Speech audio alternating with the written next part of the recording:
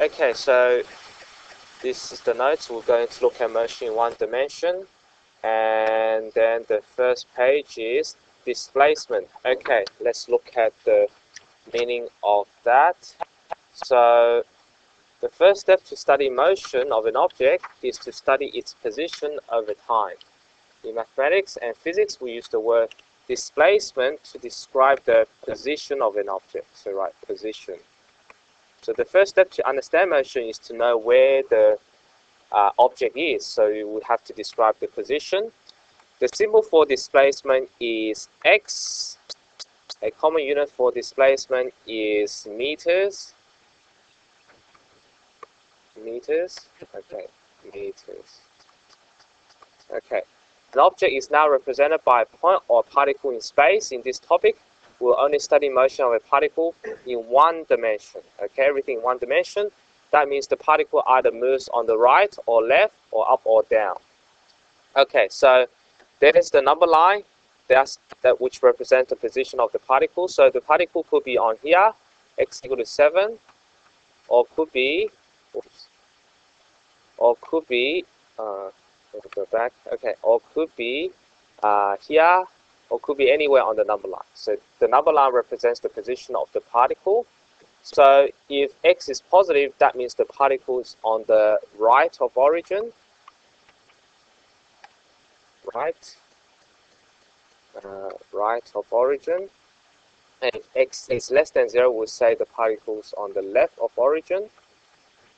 And if x is 0, we'll say the particle's at the origin. Okay. All right. So now we're going to look at a possible graph of a motion and describe it on a number line. So there's the example 1. So there's the graph of x against time.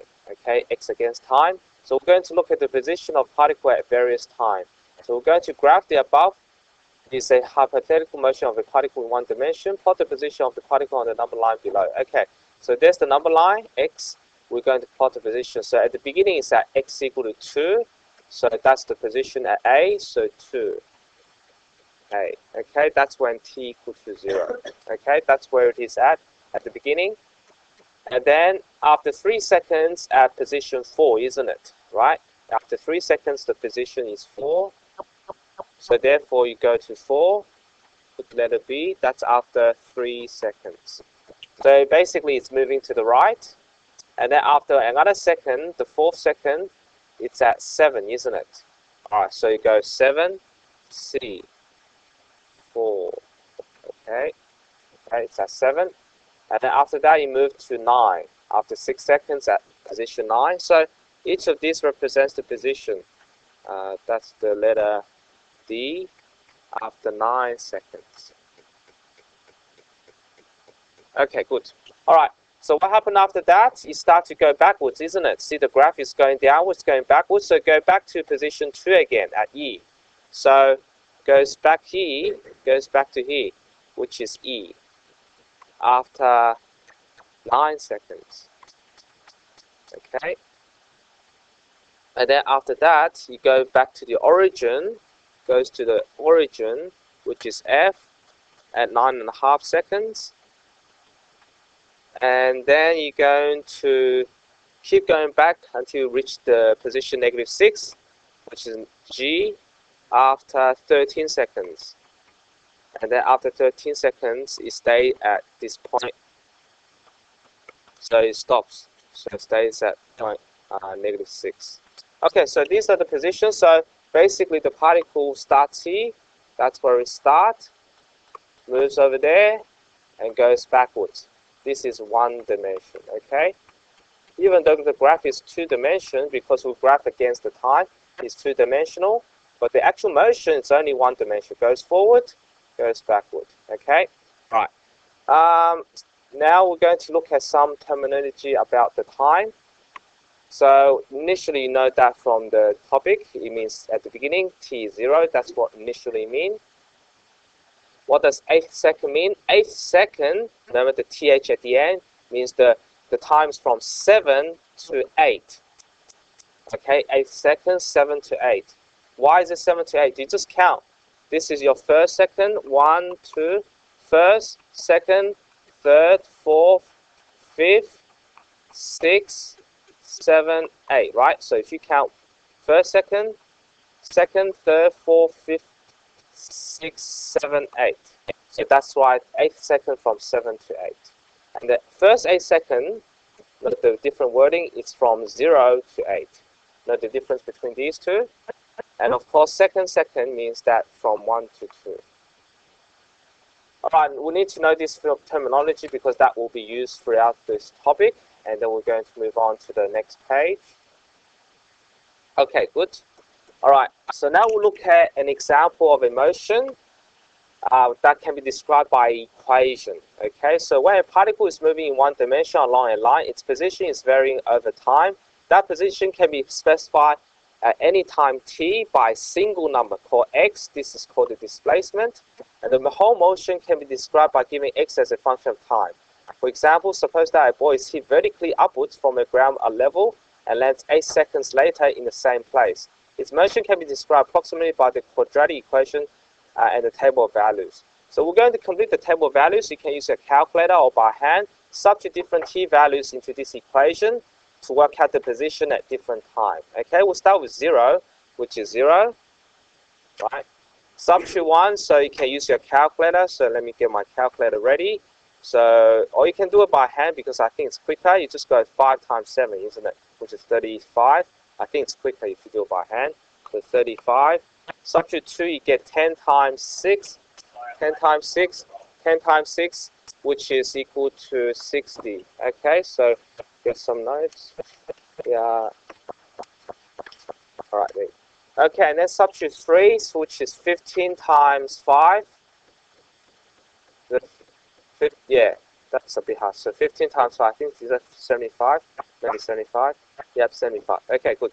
75, and substitute 4, which is 20 times 4, which is 80. And then substitute 5, you get 25 times 3, which is also 75. So, and then it looks symmetrical. Substitute 6 is 30. 30 times 2 is 60. And substitute 7 is 35 times 1, it's 35. And substitute 8, you get 0. Okay, good. So you got this table of values. Let's draw the graph. So you plot the points. Again, this is time against the displacement x. So we'll plot the position at different times. At the first second, 0.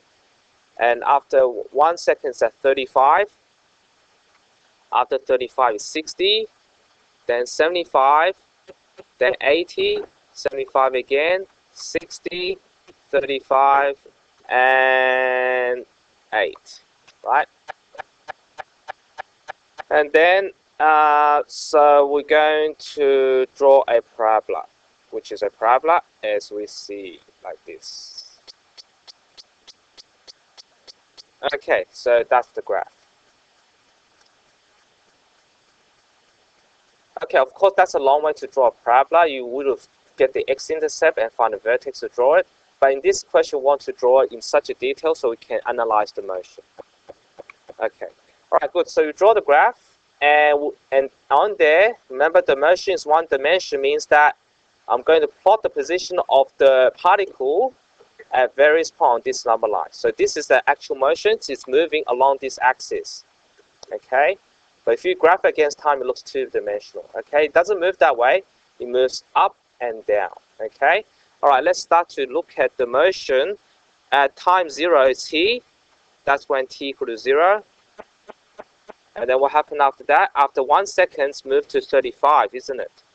After 1 second. After the next second, it moved to 60.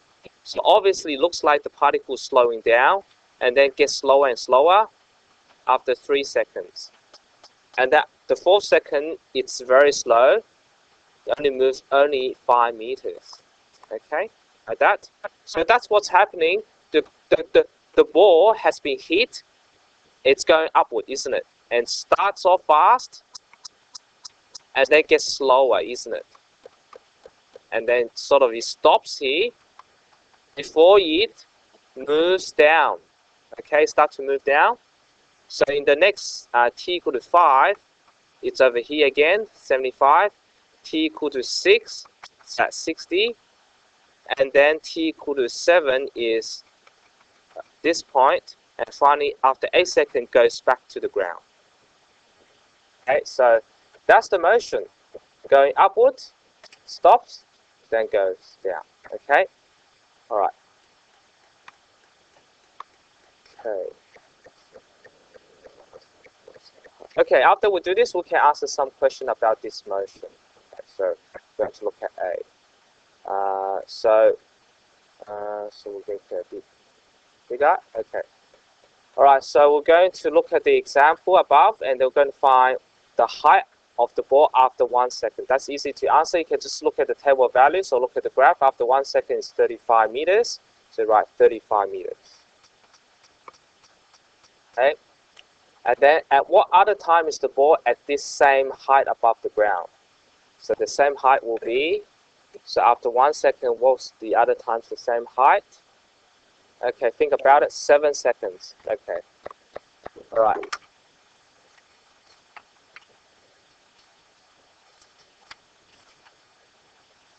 Okay, good, all right. So we're going to move on. Then we're going to, after this, we're going to find a new formula. Okay, new formula. And the new formula is average velocity. Okay, what's the average velocity? Suppose the displacement is at time 1. Oh, oops. Oh yeah, at time 1, the displacement x1, and time 2, the displacement is x2. We're going to find the average velocity, and the formula is change in displacement over change in time.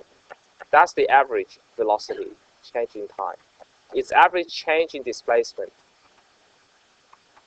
And that's the formula for average velocity. And so therefore it's like the gradient formula, x2 minus x1 over t2 minus t1, like the gradient formula.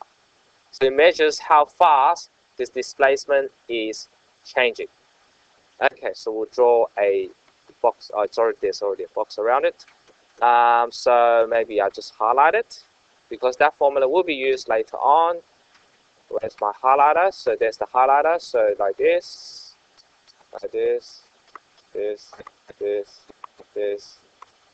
Okay, it's highlighted. So after highlight, the blue become black. Okay.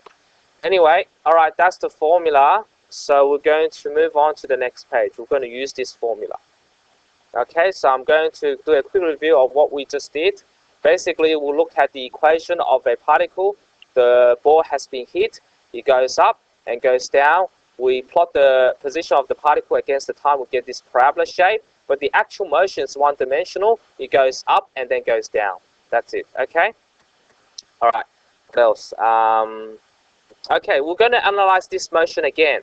And we're going to calculate average velocity for this motion. Okay, so we're going to move on to the next page.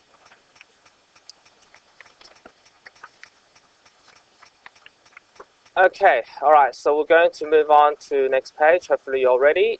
Next page. Okay, this is the last page, and then tomorrow we'll do velocity. So and then you do the exercise today. All right, example 3. Example 3. Okay, consider this same motion again, which is this one, 5t bracket a minus t. Find the average velocities of the ball during the first second. Okay, now we know what first second means. First second means from t0 to t equal to 1, right? Remember the terminology we just described earlier, which is on the first page. So if you look at the first page, initially is 0, 8 seconds is from 7 to 8, first 8 seconds from 0 to 8, etc. So we need to know what that means. So therefore, the first seconds from 0 to 1. So we're going to find the average velocity, okay? So what you need to do is to find the position t equal to 0, t equal to 1, and work out the position at each of these times. So at 0 second, its position is 0. At 1 second, the position is 35, okay? And the average velocity, let's write down the formula, x2 minus x1 over t2 minus t1. It's like the gradient formula, okay? So let's name these. So that's your x2, t2, x1, t1, okay? Now just a matter of substitution, 35 minus 0 over 1 minus 0, okay? So that means, on average, the first second, there's an average change of 35 meters per second, okay? So every second in that, on average, the change of displacement of 35 meters. So it's like a rate of change, but it's an average rate of change. All right, do the same thing for the second one. Have a try. So the second one, you're going to find the average velocity for the 5th second. So that's from 4 to 5. 4 to 5, 5th second from 4 to 5. Find out the position at each of these times. Okay? Which you can use a table. I think 75. No, it's 80 and 75. So 80, 75. I just use, remember, always use the one later as 2. That's the later. The one earlier is always 1. Okay, you always subtract the later one by the earlier one, rather than the bigger one minus the first one. You have to subtract the later time by the earlier time, okay, to calculate your average velocity. So it's strictly x2 minus x1. You can't do the other way around. T2 minus T1. Actually, you could do the other way around. It still works because you don't have to change the time, so it still works. Okay. All right. So now what you do is you do 75 minus 80 over 5 minus 4. Okay. In which case, you will immediately see that you could get a negative velocity. So that means the displacement is decreasing, isn't it? The negative means the displacement is decreasing on an average of 5 meters per second. Okay, so we'll calculate velocity. As you can see, it can be negative. Okay, all right, good. So the negative means the displacement is decreasing. The positive means the displacement is increasing. Okay, all right. So if there's average velocity, there's another thing called average speed, which is a little bit different. But this is the average speed that you learned from earlier years. Average speed is the distance traveled. Remember, it's the distance traveled divided by the time taken. Whereas the average velocity is the displacement over time. This is distance over time. So I'll just write here, distance. Oops. Change that for no reason. Okay, whoops. Let me just rub this out. Okay, so it's distance over time. Distance over time. Okay? Like you normally learn from early years, distance over time is average speed. Okay, so using that formula, we're going to compare the average speed with average velocity. Okay, for the same example again. So I drew the graph for you. That graph is already drawn, so you can look at it. Find the average velocity and the average speed for the ball, for this ball, during the first 8 seconds. Remember, first 8 seconds means from 0 to 8. Okay, 0 to 8, first 8 seconds. So the average velocity is, you have to find out the x value for these 2 times. So x equal to 0, x equal to 0 again, right, at these 2 times. So at t equal to 0, x is 0. At t equal to 8, x is 0 again, right? So the average velocity will be, if you're using the formula, that's t2, that's 1. So you will have to do 0 minus 0 over 8 minus 0, which is just 0. It makes sense because there's no change in your position, isn't it? Remember, average velocity is the change in displacement. Displacement is the position, and there's no change in position. It starts off with on the ground, it ends up in the ground after 8 seconds. So no change in the displacement. On the other hand, your average speed will not be 0 because you actually travel some distances. You went up 80 meters, you also went down 80 meters. So altogether, you have traveled 160 meters over 8 seconds, which means it is equal to 20 meters per second. So average velocity, average speed. Okay, 2 different things. One is finding the average change in your position, average change in position, in which case no change in position. This is your change in distance, in which case there is a distance traveled. So distance and position are different, as you can see. Distance is where you are, distance is how much you have traveled. Okay, 2 different concepts. Okay, so let's move on to the next bit. Let's find the average speed and average velocity for the last 6 seconds. Last 6 seconds, you can use a bit of common sense. Must be from last 6, so 1, 2, 3, 4, 5. Is it from 2, 1? 1, 2, 3, 4, 5, 6, right? So from 2 to 8, right? From 2 to 8. That's what the last 6 seconds is. 2 to 8. Let's find the average velocity. So you have to find the position at these times. So let me see. We got x equal at 2 seconds. I think x is 60. 8 seconds, x is 0. And of course, that will be x2, t2, x1, t1. Okay, let's work out. So average velocity will be 0 minus 60 over 8 minus 2, which is negative 60 over 6, negative 10 meters per second. Okay, which is negative because there's a change in your position. It's going in the negative direction. Whereas the average speed, be careful, average speed is not 60. You have travel. You have to take into account that you have gone up from here, gone up 20 meters, and then gone down in the last 4 seconds, it's 80 meters. So a total of 100 meters travel. 100 meters over 6 seconds. So what would that be? Divided by 2. So you just use your calculator. 100 divided by... Alright, it's working. Okay, so 100 divided by 6. So you get 16.7 meters per 16.7 meters per second. So that's the average speed, okay, which is very different. One's negative, so average speed, as you can see, it's always positive, always positive. It's never negative, always positive, because distance is always positive. Whereas the average velocity can be positive, can be negative, positive or negative. Okay. Okay, now before we finish, let's visually understand what that means on the graph. What's average velocity on the graph? What's average speed? Actually, average speed you can't show on the graph, but you can show average velocity on the graph. Let me use a purple pen. Okay, so for the first speed, during the first 8 seconds, the average velocity is the gradient of this line. Okay, gradient of chord. Gradient of chord is the average velocity, equal to average velocity. Average velocity. Okay, all right. So again, it's gradient 0, right? For this bit, the gradient 0. Whereas the last 8 seconds, so that would have been like this. That's the average velocity. That's the line.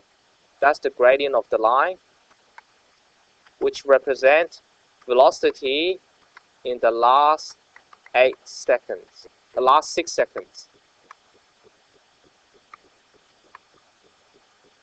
Right, which is equal to negative 10 meters per second. So when the line is going downward, it means the velocity is negative. Okay. And what else did we do? We also did the velocity in the first 8 seconds, first second, and the 5th second. Yeah. So the first second would have been like this. So that's the velocity in the first second, and then we also did the velocity during the 5th seconds. 5th seconds from 5:45, like this. Okay. So that's the answer for this. So our 5th second. Oh, wrong. Okay. So 5th second will be here.